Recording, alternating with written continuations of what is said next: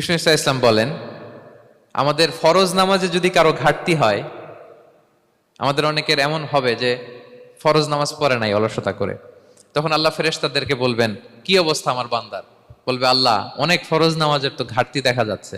তখন আল্লাহ বলবে, উনদুরু হাল্লি আবদি মিন তাতাওয়ু, ফরজে যদি ঘাটতি থাকে দেখো তো আমার বান্দার কিছু নফল নামাজ আছে কিনা। ফেরেশতারা এবার খুঁজে দেখবে, হ্যাঁ এই বান্দার অনেক নফল নামাজ আছে।